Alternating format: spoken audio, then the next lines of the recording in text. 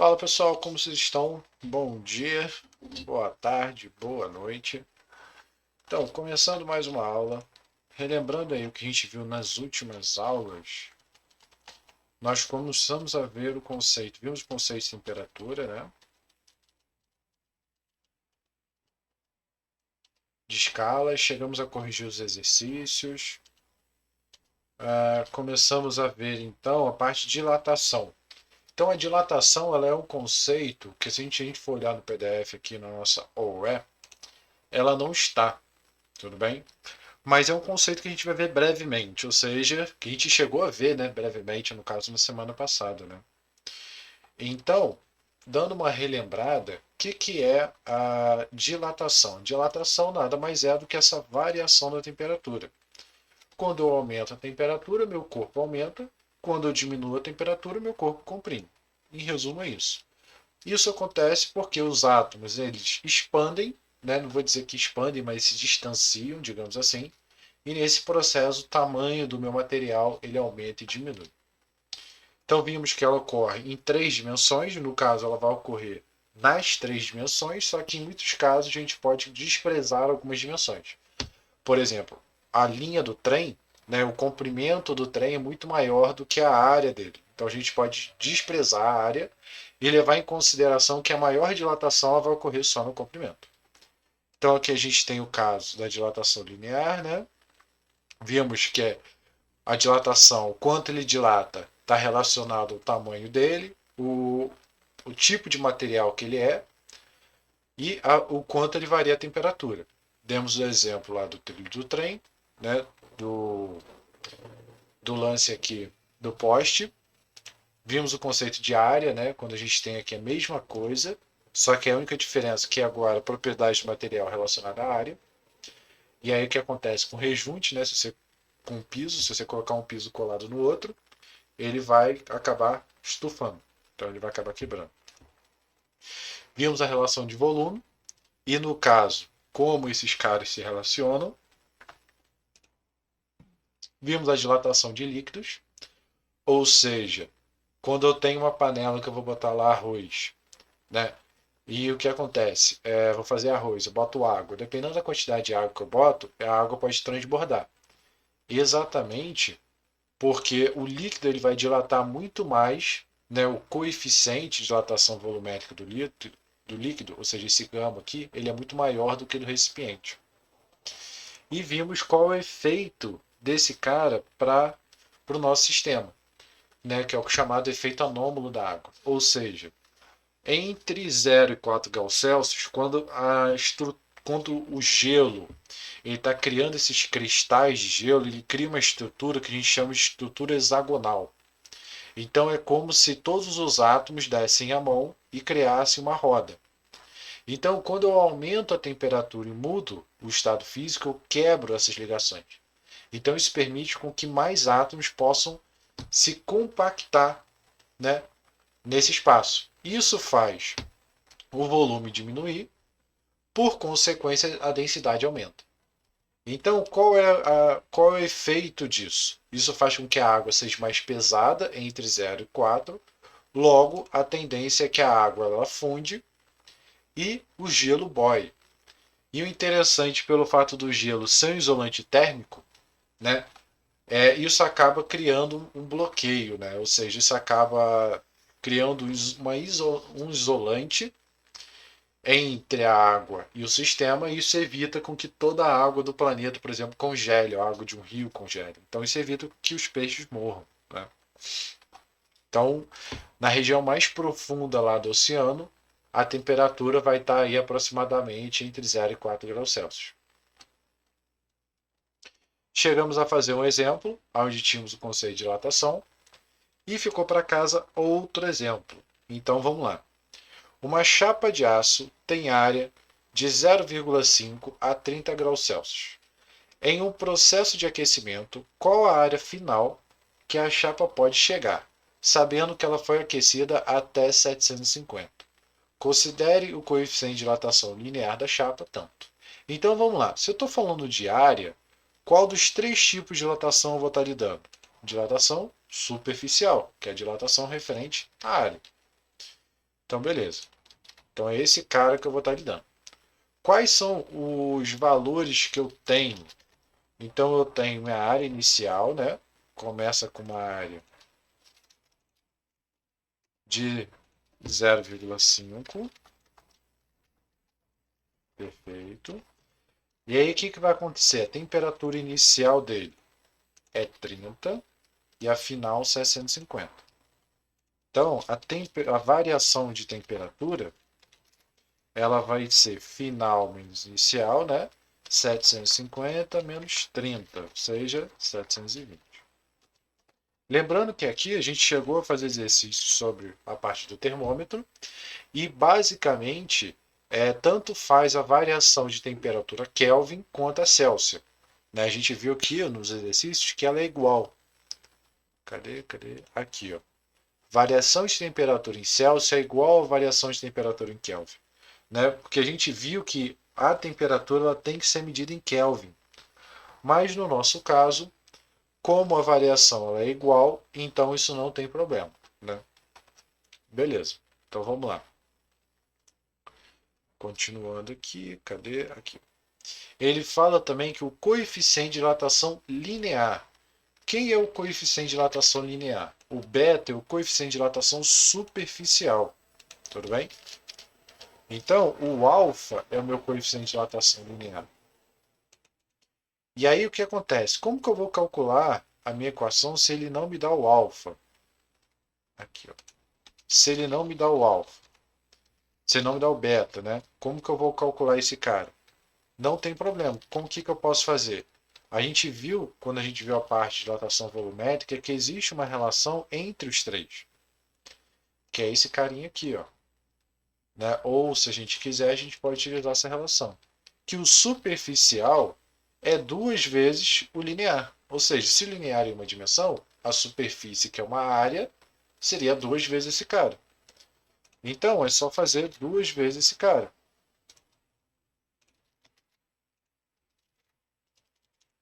Então, vamos lá. Duas vezes isso. Então, eu tenho que o meu beta vai ser 4. Perfeito. Então, ele quer um procedimento, qual a área final. Então, como que eu vou achar a área final? A área final está aqui dentro. Está dentro desse ΔS. ΔS é o quanto variou. Lembra, o que é delta? Delta é variação. É algo final menos inicial. Certo? Então, vamos lá. É só pegar os valores e substituir. Então, qual é a grande dificuldade nessa matéria? A grande dificuldade dela é que você acaba lidando com valores um pouco grandes, né? Trabalhosos, digamos assim. E isso acaba tornando chato. Mas de outra forma, ela é igual, né? Ela não tem muita diferença. Então, opa, 0,5 vezes 2 vezes 4 vai dar exatamente 2. 2 vezes 720 dá 1440. Então já vou botar aqui 440. E aí vamos lá. Vou andar com a vírgula 3 casas, né, para poder ficar 1,4. Se eu andei com a vírgula 3 casas, então aqui eu tiro, no caso, eu tiro três números. Né? É como se eu dividisse aqui por 1000 e eu multiplicasse aqui por 1000. Perfeito. E qual a unidade de medida? Metros quadrados. Perfeito. Então vamos lá. Eu posso até deixar o valor aqui, como que era o valor inicial, então vou botar aqui, ó, são 6 números antes da vírgula. Aqui eu tenho 4, está faltando mais 2, né? 1, 2. Então pronto. A gente já resolve esse problema. Opa. Então conta aí para ver se tem 6. 1, 2, 3, 4, 5, 6. Perfeito. Então 10 a menos 6 significa que são 6 números antes da vírgula. Há 6 números antes da vírgula. Então pronto. 1, 2, 3, 4, 5, 6. Perfeito. Então agora o que eu vou fazer? Eu vou fazer exatamente calcular minha área final. Quem é minha área final? Minha área final é minha variação de área é a área final menos minha área inicial. Show? E então eu vou ter o seguinte. Minha área inicial ela é o 0,5. Então eu vou só substituir os valores. Se eu achei um valor em metro, né, se minha área inicial é em metro, isso aqui também é em metro, tá bom? Então vai ficar 0,121440. Aqui vai dar 0,5. Então, passo para o outro lado, está subtraindo, passo para o outro lado somando. Então, mais 0,5.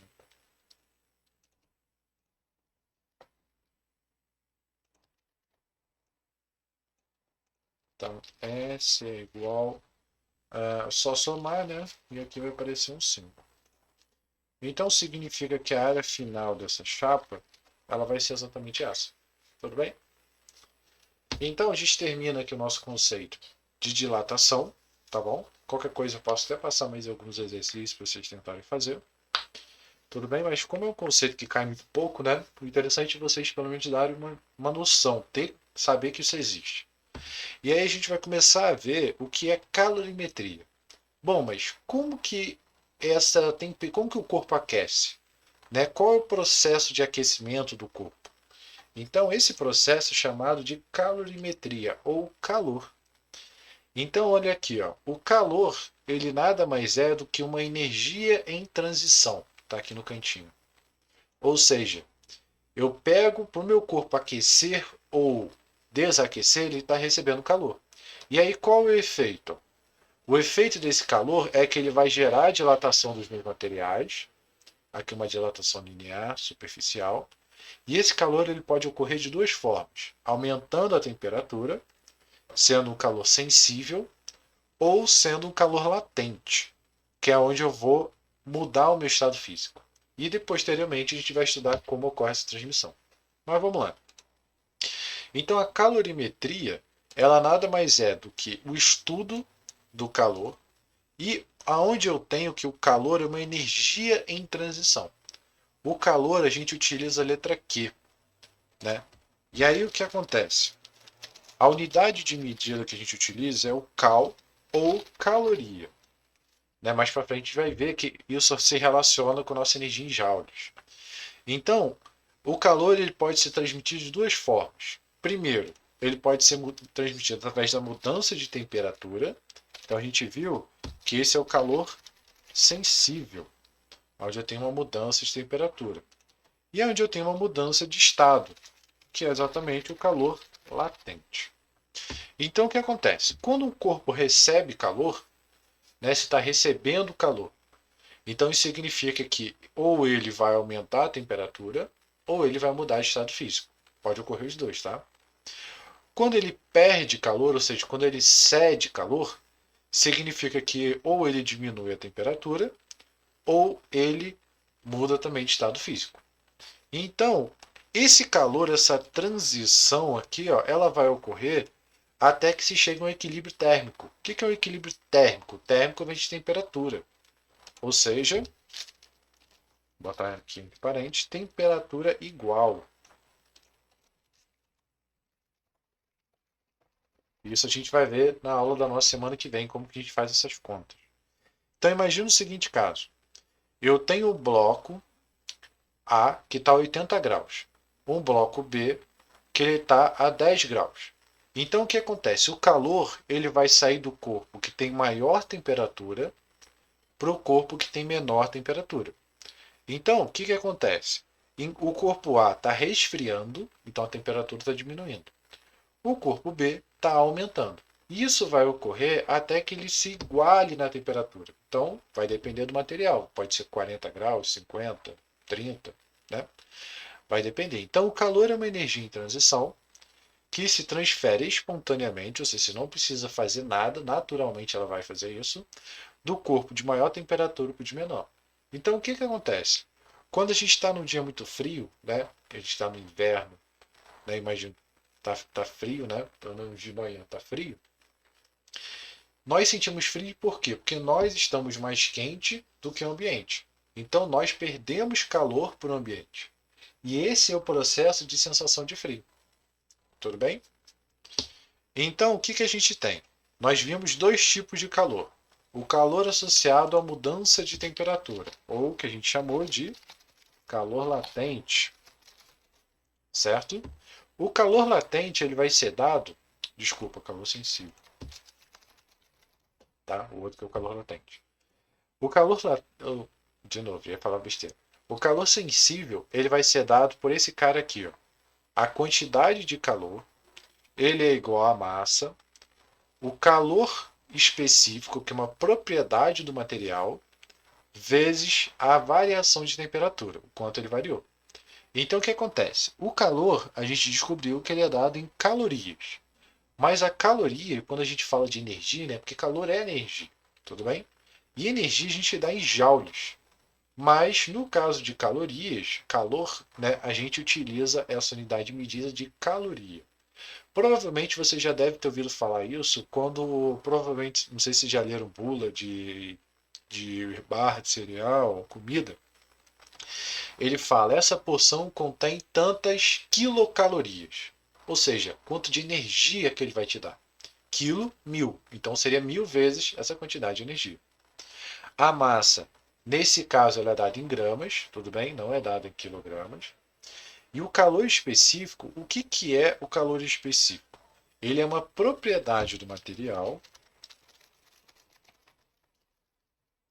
e ele relaciona a seguinte coisa: é a quantidade de energia que o material tem que receber para que 1 grama dele aumente, opa, 1 grau Celsius. Então, quanto de energia esse cara tem que receber para que a sua temperatura aumente 1 grau Celsius? Isso é o calor específico. Então, aqui eu vou até botar um adendo depois. Na verdade, vou até botar um adendo aqui agora. Opa.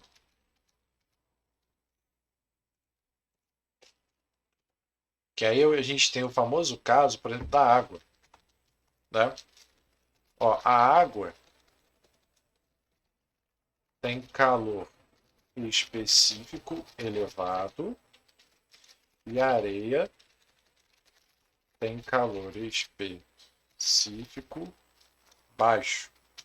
O que, que isso quer dizer? Por que, que a água tem um calor específico elevado? Ou seja,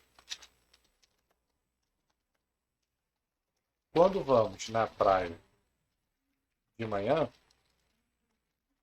temos que a água está fria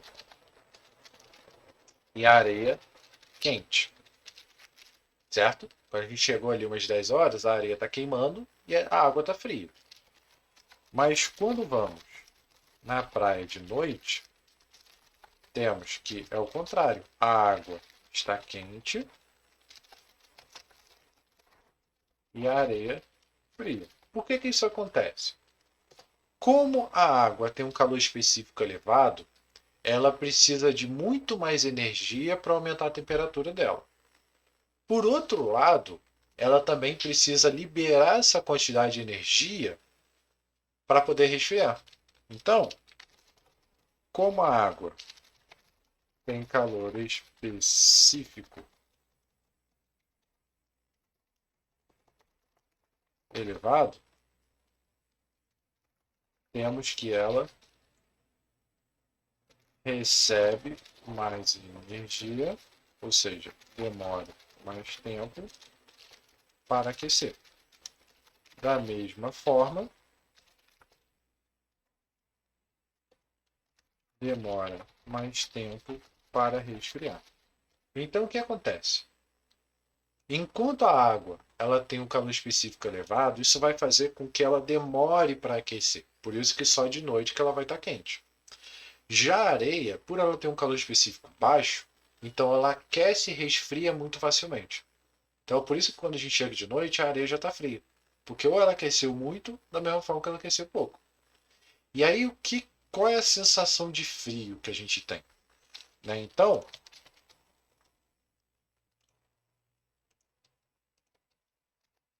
a sensação de algo frio ou algo quente está associado ao calor específico do material. O que eu quero dizer com isso? Se você encostar numa maçaneta de ferro e num pedaço de madeira, né? Imagina, você tem ali a porta, que é de madeira, né? E você tem ali a maçaneta de ferro. Qual você vai sentir que é mais frio?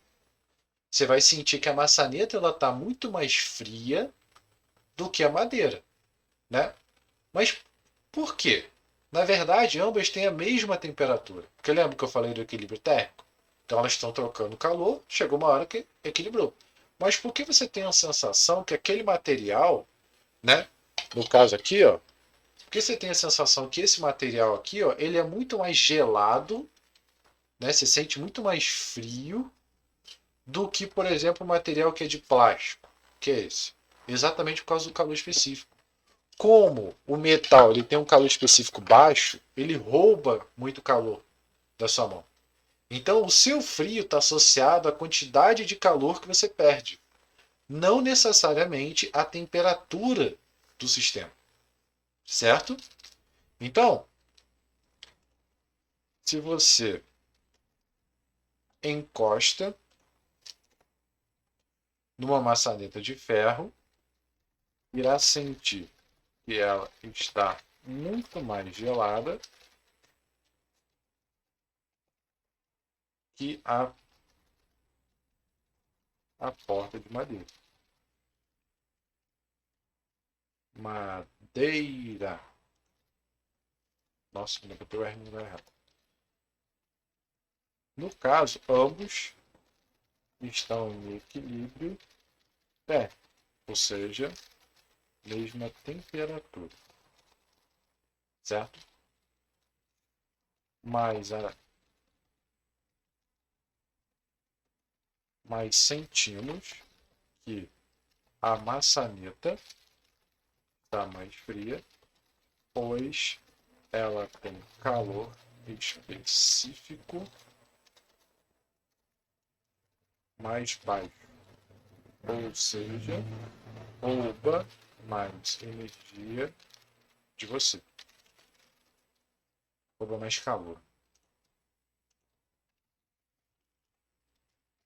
Assim, sua sensação de frio está associada à quantidade de energia roubada, está mais a sua sensação de frio está mais associada à quantidade de energia roubada do que a temperatura do material. Então eu vou ter a sensação que o material está mais frio, não porque ele está uma temperatura diferente um do outro, mas simplesmente porque ele rouba mais calor da gente. Tudo bem? Então, voltando para o que a gente estava falando, né? Aqui a gente estava falando do calor sensível. Então ele é composto da massa, do calor específico, da variação de temperatura, final mais inicial. Nós temos aqui a capacidade térmica. O que é capacidade térmica? É a mesma coisa que o calor específico. Só que no caso a capacidade térmica, ela não leva em consideração a massa. Então eu posso dizer também que a capacidade térmica é igual ao calor específico, a quantidade de calor é igual à capacidade térmica vezes a variação de temperatura. É só uma forma simplificada de você não levar em consideração a massa. Tudo bem? E o outro que a gente tem é exatamente o calor associado à mudança de estado, ou que a gente chamou de calor latente. Então, o calor latente ele vai estar associado ao meu material mudar de estado físico. Ou seja, ele vai sair de um estado e vai para outro. Né? O interessante é que quando o meu corpo ele muda de estado, a temperatura permanece a mesma. Tá bom? Então imagine o seguinte caso. Quando eu falo de mudar de estado, estou falando disso aqui. Ó. meu material ele vai sair lá dos três estados, sólido, líquido e gasoso. Então ele vai sair do sólido até o líquido, do líquido para o gasoso. Cada um deles tem um processo. Então, a minha fusão significa que o material vai receber calor e vai chegar no líquido. Ele recebe calor e vai chegar no vapor. Então, o que seria temperatura de fusão? Temperatura de fusão é a temperatura exata onde o material muda de estado físico. Então, para o material mudar de estado físico, ele precisa de uma temperatura, pressão e volume. Por enquanto, a gente está considerando que a pressão é constante e o volume é constante. Então, é necessário uma temperatura específica para ele mudar de estado físico. Né? A mesmo caso, temperatura de vaporização ou ebulição, né? É a temperatura onde ele sai de líquido e vai para gasoso. Então, a gente tem aqui o caso da água. A temperatura de fusão da água, ou seja, a temperatura que ela sai de gelo, né, para líquido, é 0 graus Celsius. E a temperatura que ele sai de líquido para gasoso é exatamente 100 graus Celsius. Certo? Então, o que eu tenho? Quando eu tenho material, né, e eu aqueço esse material, ele vai fazer o seguinte: ele vai aquecer até mudar de estado físico. Então, deixa eu até botar aqui, ó. Quando o material recebe calor, ele muda a sua temperatura até chegar à temperatura de mudança de estado. Ou seja, se eu tiver um cubo de gelo a menos 30, ele vai receber calor até chegar a zero, né? Porque zero é quando ele muda de estado. E aí depois que ele mudar de estado, aí sim vai virar gelo. Então aqui a gente tem um exemplo. Ó, digamos que eu queira calcular qual a quantidade de calor recebida para que 100 gramas de gelo a menos 10 chegue até 40 graus. Então, meu gelo está a menos 10. Então, ele precisa receber calor para mudar a temperatura. Então, quando ele muda a temperatura, a gente tem o nosso calor sensível, que é igual a mc ΔT. Ou, se quiser, Q macete. Depois, o que acontece? Ele vai mudar de estado físico e a temperatura vai ser a mesma. Então, ele vai sair de gelo a zero e vai chegar a água a zero. Depois, que é exatamente nosso Q igual a ml, calor latente. Depois que ele saiu de água a zero, ele vai até que temperatura? Até 40. Então, Q é igual a mc ΔT. Como que eu calculo, então, a quantidade de calor total desse processo? É só somar cada uma das etapas. Então, como que eu faria isso? Então, vamos lá. Vamos botar aqui no cantinho, vamos ver se dá. Então, o nosso Q1, ele vai ser quem? Ó? A massa de 100. O meu calor específico é 0,5. Por que 0,5? Porque é do gelo. Eu estou no gelo de menos 10 a 0. E qual a variação de temperatura? Ele está a 0 e ele vai até menos 10. Ou seja, final menos inicial. Certo? Então, por isso que final é 0, inicial é menos 10. Lembrando que eu estou calculando só essa etapa aqui. Ó. Menos com menos vai dar mais, né? 10 vezes 0,5 vai dar 5. Então, 5 vezes 100, 500. Então, 500 cal é o meu Q1. E aí, como que eu faço para calcular o Q2? É só jogar aqui na fórmula, só continuar. Então, deixa eu fazer... Vou fazer um outro quadro para ficar mais fácil. Que aí eu consigo ganhar um pouquinho de mais de espaço. Ou não, né? Posso jogar aqui para cima. Que eu acho que é até mais fácil. Então, ó, calculei o meu Q1. Vou calcular o meu Q2. A massa é quanto? São 100 gramas. E qual é o calor latente de fusão? Então, existe o calor latente de ebulição e o de fusão. Né? Fusão é do sólido para o líquido. Então, multiplicando aqui, ó, 7200. Tem mais um zero aqui. 72.000 cálculos. Perfeito? Calculei o meu Q2. Falta calcular quem? O meu Q3. Então, meu Q3 vai ser quem? A massa continua sendo 100, só que agora eu estou analisando a água, tudo bem? Então aqui vai ser 1 e aqui vai ser variação de temperatura. Ele está saindo, ele tá indo até que temperatura? 40 e ele está saindo que temperatura? 0, né? De 0 a 40. Então eu vou ter aqui que meu valor vai ser exatamente 40 vezes 100. Então, opa, 4.000, né? Perfeito. Agora, qual é o meu calor total? Então, quanto que eu gastei de energia para trazer esse cara? Simples, é só jogar aqui, ó. Meu Q total é igual a Q1 mais Q2 mais Q3.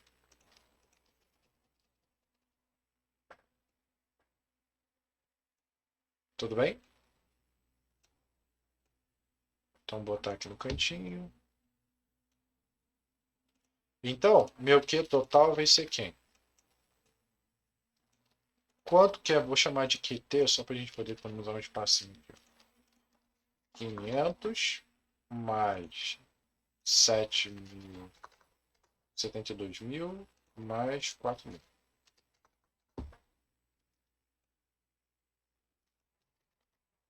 Somando isso tudo, deixa eu ver. 500 mais 72.000 menos 4.000. 76.